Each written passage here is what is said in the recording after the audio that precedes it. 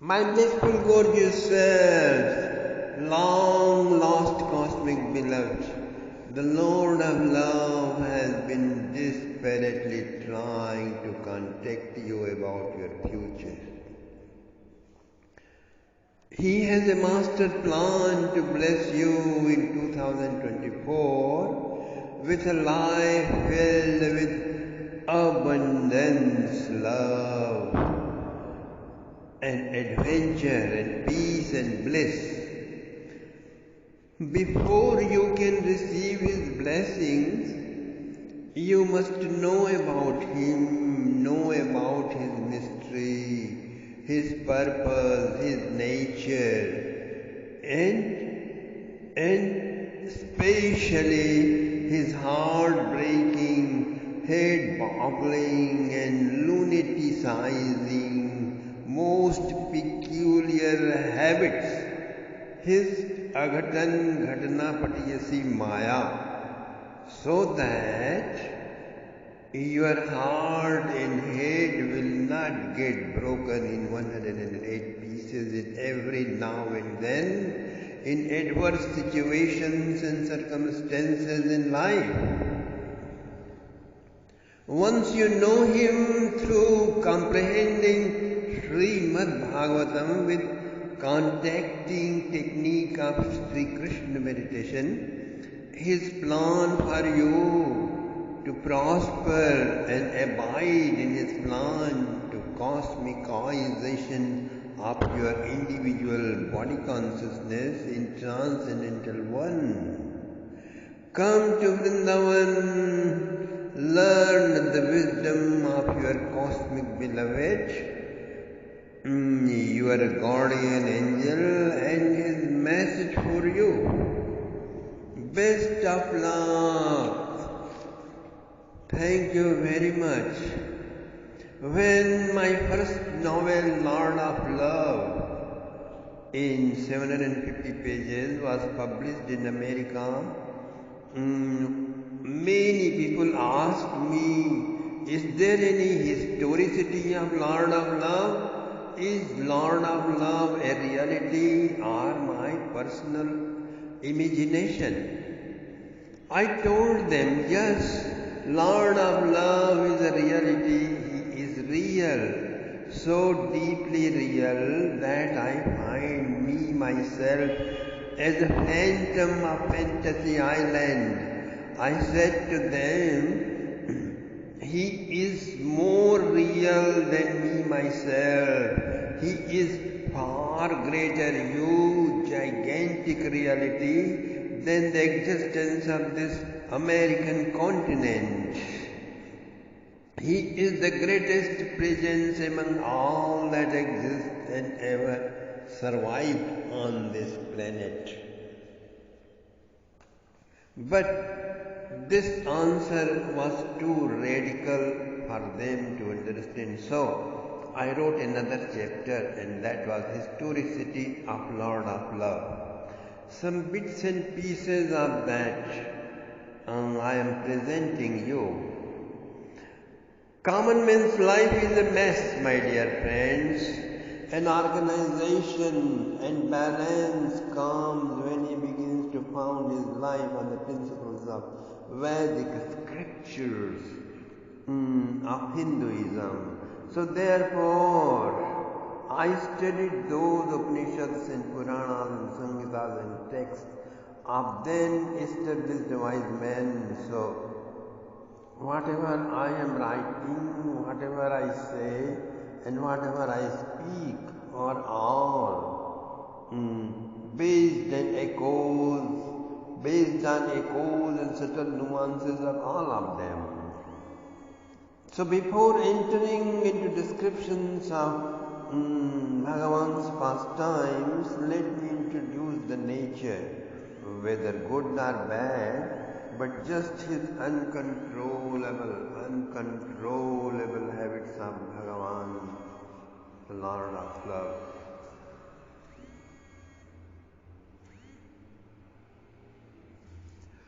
Lord of Love. I believe knowing these components of his habit, you will be there will be then no quarrel in between you and him. Without knowing, the trust does not come. Without trusting, love does not arise. Without the rise of genuine love, maturity of life does not begin. And without that, bhakti remains just a word without meaning. The real knowing is the knowing of habits, old and old. Without knowing, you are chanting just Hare Krishna. It does not become Hare Krishna, just like Valmiki chanted Mara Mara Mara. Then in many years, a lifetime work, it became Ram Ram. So the same way it will remain Hare Krishna and not more than that. So the real the mantra begins when you know old habits of him. Janma karma cha me divyam evam yo veti tattata. Bhagavad Gita says, the way you walk, the way you talk, the way you laugh, I like very much. So unless you come to this point, you are nowhere. One of my romantic brothers used to tell to whosoever he liked, you too have to be romantic enough with God, not just to like, but to love with all your heart, the way he is born, the way he acts, the way he deals with situations, the way he disappears, and the way he reappears again, yuge, sambhavami yuge, again and again he comes. You have to know in which situation and circumstances he comes, how he comes, why he comes, to recognize him every time and everybody, everywhere, especially in tough times of life. This is the only human success, my dear friend. The human purushartha, this is that, not becoming billionaire, not marrying with Miss Universes, not traveling around the world, not becoming famous and rich. Yasmin sakkarna piyushe yashastirthamare sakrit srotranjalirupasprishya dhunute karma vasanam. The pastimes of Bhagavan Sri Krishna, the most sacred pond of nectar. Even once you sipped, wipes out all the potential instincts of pain and torture and sufferings in life. His countenance, his smiling, his loving glances, ambrosial words and elegance of actions have so much joy and bliss and peace that even a fraction can make the whole world peaceful and happy. Seeing him was such a joyous festivity to the gopis of Vrindavan, the Gopas of Vrindavan, that went on ever new and new every time. Such was the life around him, my dear friends. And we will enter this magnificent pastimes now. Okay? I am introducing his habit to you, yes, into your life. Let this become your perpetual experience. Before I enter, let me sing a song for you. Yasyananam magara kundala charu karna bhrajat kapola subhagam savilasa hasam Nityo savam nanandripur dridave vandyo naryo narascha kupita naryo narascha mudita Mudita Kupita Nimeshya. Most of the people in the world have only causal acquaintance with him. Therefore, their prayers, their expectations and hopes are at times responded, other times not. But there is a way of formal acquaintance.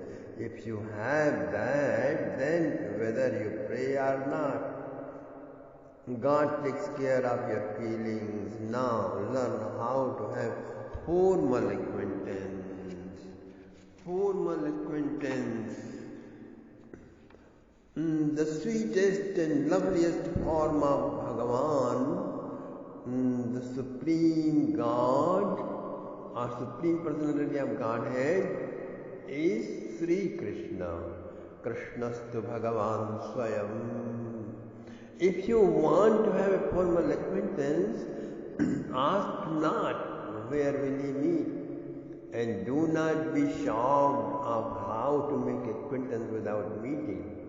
All the pastimes of Bhagavan emanate from his infinite love, the basis of which is Prem Samadhi. Therefore, ultimate nature of Bhagavan Krishna is Prem Samadhi or Mahabhav, and this Mahabhav is experienced by anyone in the state of mystic trance. Okay, Divyonmad, in Prem Vaititya, in the trance of love. And the first step towards this mystic trance is to stay 24 hours in deepest possible relaxation. Relaxation comes when you are natural, spontaneous, easy and innocent, in a spatial way gullible. Okay, that's it. Sri Krishna's gullibleness is infinite. His innocence is limitless. You just pick up a statue, a stone, a portrait, beautiful or not beautiful, just say, "Oh, my beloved, oh, my Lord of love, oh, my most dear friend, oh Krishna, this is you." And Krishna immediately says, "Oh yes, this is me." When Sri Krishna himself accepts, then who on earth can say it is not him?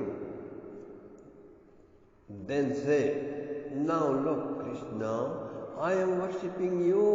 And then whether you are offering systematically 16 items or 64 items, or just offering few flowers and leaves and fruits, or anything, who cares? Krishna, little child of Nanda, does not know to look for specifics or specialities or expensive stuff. He does not know the traditional worship.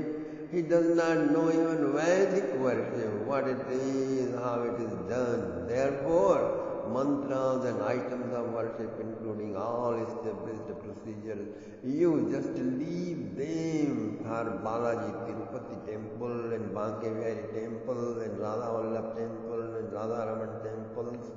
Everywhere leave them for great Pujarijis, great scholars and great religionists, great preachers, great Shankaracharyas, great Jagat Gurus. Leave them for them.